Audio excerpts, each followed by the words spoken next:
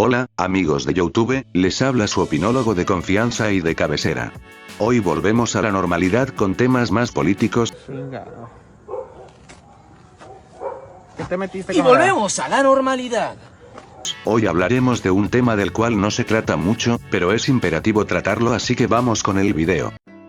En las izquierdas de mi país y posiblemente en otros muchos países en donde ha habido un conflicto armado / guerra civil, y sobre todo si hubo una dictadura militar, se debate mucho sobre la utilidad del ejército y que se debería de eliminar, que así nos ahorraríamos mucho dinero, que actualmente vivimos en tiempos de paz, que Costa Rica no tiene ejército y está bien, la Suiza centroamericana le dicen, que son muchos se hacen aliados de narcos o que son unos asesinos natos, como demostraron en tiempos de la guerrilla, en fin un disparate. Hoy desmenuzaremos todos estos argumentos, aunque de argumentos tienen poco o nada, más bien son consignas vacías, en fin. Comencemos con definir cuáles son las funciones naturales del ejército, que es de lo más simple pues son solo dos, la protección de fronteras / protección de soberanía y la rápida respuesta en catástrofes naturales en esos casos donde los cuerpos civiles de rescate no pueden actuar. Teniendo esa definición en mente, vamos a desmenuzar el primer argumento. En mi país como en muchos otros países latinoamericanos el gasto en defensa es minúsculo, solo destacando México y Brasil, que son los que más gastan en defensa. En caso de mi país solo se gasta un 0,44% del PIB en defensa, lo que explica las paupérrimas condiciones que se tienen en el ejército. Es curioso ver cómo convierten vehículos civiles en vehículos militares, pues es para lo que alcanza, pues aunque sean Hilux y todo, no es suficiente para salvaguardar la vida de un soldado, pues dudo que sean vehículos blindados, y bueno, los militares están muy mal equipados. Si quieren un poco de protección, como serían chalecos antibalas, ellos se los tienen que comprar, tienen armas muy atrasadas. Sin contar la mala comida que se da en zonas militares. De hecho, es curioso cómo estas carencias las ponen en evidencia, pues hasta tienen un lema que dice: no es lo que tenemos, sino lo que hacemos con lo que tenemos, que sí que exalta al ingenio a pesar de las carencias, pero no deja de estar mal. Y en cuestión de aeronaves casi no tenemos aeronaves, y no olvidemos lo mal pagados que están los soldados rasos, hasta un policía gana más que un soldado raso. Qué miseria, chico. Qué miseria. Y con esto no digo que está mal que los policías tengan un salario digno, pero se debería reconocer también a los soldados, pues ellos son los que en caso de desastres naturales son los primeros en dar la cara arriesgando sus vidas, y también son los que van a locaciones donde la policía no puede entrar. Si eres de mi país sabes perfectamente que tenemos zonas conflictivas, generalmente son pueblos, que en carácter de guerra civil se pelean por tierras, aunque dicen que únicamente es por tierras, pero todos sabemos que el propósito ulterior es para cultivar plantas que producen efectos psicoactivos, y es sabido que esas comunidades no le tienen miedo a la policía y han linchado a policías, así que no hay de otra que sitiar esas zonas. Que sí que es solo atacar el problema y no la raíz. Haré un video sobre cómo podemos resolver este problema, pero eso es harina de otro costal. En fin, volviendo a lo que nos compete, yo personalmente no estoy de acuerdo que se use al ejército como policía, pues como ya dije, sus funciones naturales son velar por la protección en las fronteras. Mientras que de la policía sus funciones naturales es brindar protección a la población en el interior del país. Ahora, sabiendo esto, nos ahorraríamos dinero eliminando el ejército. No, la verdad no, aparte que no es necesario, ya que la institución armada es un organismo con bases muy bien fundamentadas, legal, constitucionalmente, y sin contar que es completamente necesaria si queremos ahorrarnos dinero para tener mejor infraestructura, seguridad y justicia. Créeme que ahorraríamos mucho más recortándole los salarios casi pornicos que tienen funcionarios públicos y burócratas. Ellos, desde mi parecer, no deberían ganar apenas poco más que un asalariado cualquiera, o tal vez no bajarles el sueldo tan vastamente, sino disminuir la cantidad de empleados públicos que tiene el país y la reducción del Estado a sus funciones naturales, pero igual bajarles un poco no está mal, pues el país es el segundo que más les paga a los diputados y también uno de los que más diputados tiene en la región, y esto solo comprende a los inútiles que están en el Congreso, que desde sus escaños y escritorios deciden el destino del país, porque recordemos que nuestro presidente también es uno de los mejores pagados de Latinoamérica. Por eso digo que quitar el ejército es injustificado, pues ellos hacen mucho más por el país que esta sarta de inútiles. Ahora hagamos el ejercicio mental de qué pasaría si lo elimináramos. Primero que nada, en cuanto a estas comunidades conflictivas, lo más probable que el conflicto escale a niveles insospechados, pues el Estado al parecer no tiene interés de solucionar este problema, y bueno, al ya no tener ese freno sería un caos impresionante, y si nos vamos a esferas internacionales, la guerra de Ucrania contra Rusia vino a exponer que la invasión de un país extranjero sigue latente en pleno siglo XXI, al quitar el ejército estaríamos muy vulnerables, y aunque nuestros países latinos solucionan todos sus conflictos a través de la diplomacia, no quita la posibilidad de ser invadidos. Vamos con el caso de Costa Rica, que fue el primer país que eliminó su ejército, actualmente se cae para atrás al ver lo mucho que se está armando Nicaragua con armamento ruso. ¡Nos destruirán a todos! ¡Nos destruirán a todos! ¡Nos destruirán a todos! ¡Nos destruirán a todos!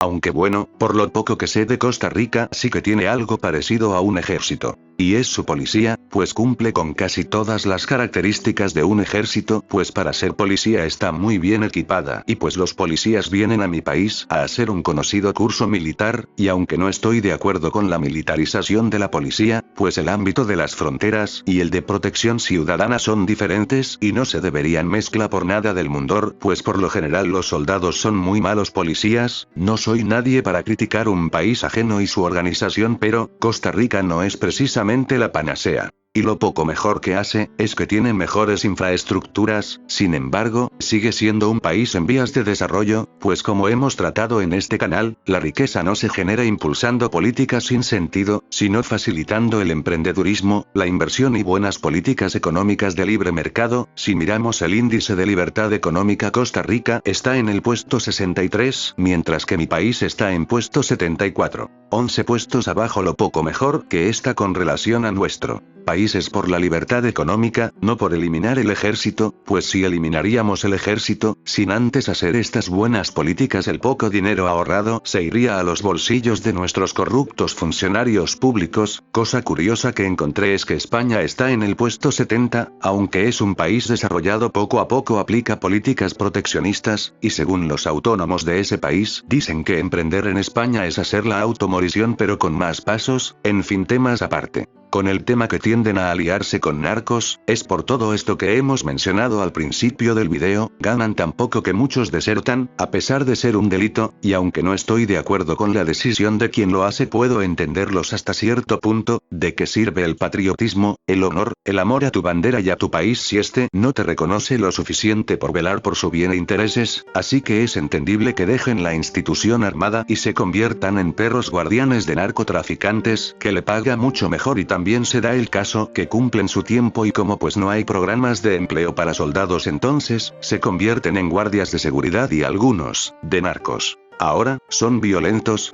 No, obviamente no, solo que el entrenamiento los ha hecho un poco más serios, pero igual muchos son muy amables y respetuosos, y dispuestos a darte una mano si lo requieres, pues como digo, siguen siendo personas. Es cierto que se expandió una leyenda negra en contra del ejército por los conciertos de violín, que le daban a mujeres indígenas inocentes, si saben a lo que me refiero, por el dichoso genocidio. La mayoría de esos soldados ya están en prisión pagando por sus crímenes o están muertos, mientras que los soldados actuales en su mayoría son jóvenes entre 18 y 25 años, que nada tienen que ver con ese episodio oscuro de la historia. Y en cuanto a los militares veteranos, que siguen vivos y que probablemente no cometieron esos crímenes, pues, aunque en una guerra se pierde la moral y la decencia, hay quienes se mantuvieron firmes a sus valores. Estos militares moralmente bien parados, fueron cruelmente engañados por el Estado, pues se les dijo que al terminar la guerra se les daría un subsidio por ser veteranos, cosa que no pasó, y ahora casi todos los años esos pobres caballeros cada vez más envejecidos salen a manifestarse, para que les den algo. Eso deja en evidencia que un subsidio no es la solución para nada. En cambio, la dignificación de las Fuerzas Armadas, estoy más que seguro que marcaría una diferencia.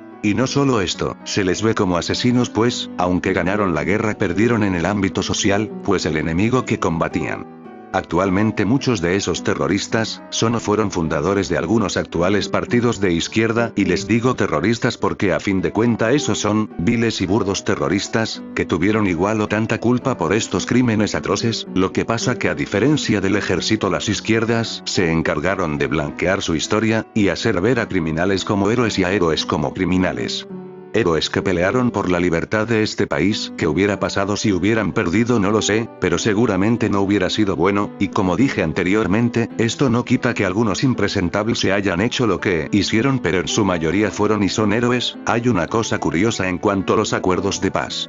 Posiblemente no eran necesarios, pues la guerrilla ya estaba contra las cuerdas. Los indígenas que tanto ven como víctimas, fueron los que se cargaron a las guerrillas. Por más que se diga que querían socialismo o muerte, no, ellos lo único que querían era tranquilidad, que sus hijos no huyeran a otro país, y no tener que esquivar balas cada vez que el ejército y las guerrillas se enfrentaban. Y curiosamente también estos son los que dicen que no hubo genocidio, y quieren que se investigue a cierto Nobel de la Paz que fue guerrillero, pero de eso haremos un video más extenso sobre el conflicto armado. En cuanto a los acuerdos de paz, sirvieron más que todo para proteger a sus cabecillas e institucionalizar a las Fuerzas Armadas Revolucionarias como partidos. Bueno, antes de acabar, si eres militar y lo estás viendo, yo sé que la carrera militar es difícil, pero cada que se te baje la moral, recuerda que muchos quieren ser como vos, sobre todo niños cuyo sueño es ser militar y se ven con el uniforme puesto. No los decepciones y no te decepciones a ti. Y si llegaste hasta aquí y te gustó el video, por favor, dale like, suscríbete y activa la campanita para saber cuando subo nuevos videos. Esto es todo de mi parte. Adiós.